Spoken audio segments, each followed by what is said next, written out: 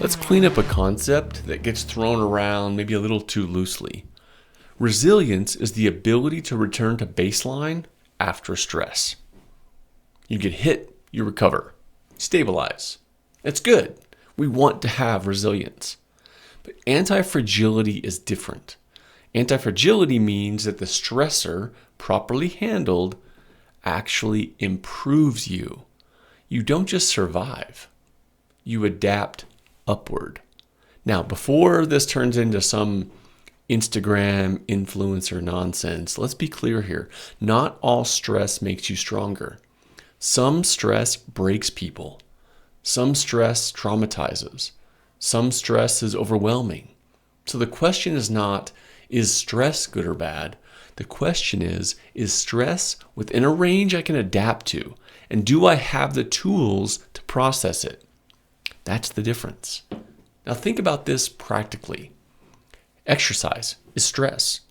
Lift a manageable weight, recover, you get stronger. Lift way beyond your capacity repeatedly, you get injured. Same principle applies psychologically. Difficult conversation handled well, you grow. Avoided conversation, now you have friction. Overwhelming confrontation with no support, what damage was just done? So anti-fragility is not about seeking chaos. It's about engaging stress intelligently. Let's make this real. After the recent virtual summit we just had last Friday, you probably heard some talks about grief and pressure and identity and mental load and how to handle some of those things. Great. But if that stays intellectual, nothing changes. Anti-fragility shows up in your behaviors. Here are 4 ways you can build it. 1, voluntary discomfort. Do hard things on purpose. Whether you're following Michael Easter, Steve Magnus, or somebody else, you may have heard this. Work out when you don't feel like it. Have the conversation that you're avoiding. Say no when it costs you approval. Take ownership when it would be easier to deflect. You're building capacity. All right, number 2, recovery discipline. Growth does not happen during stress. It happens after.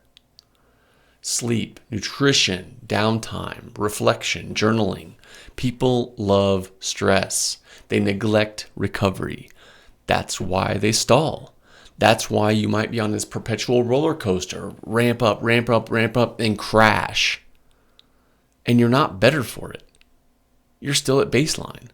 You're just going above baseline and below baseline. All right, number 3, honest feedback loops. If you don't know what's actually happening, you can't adapt.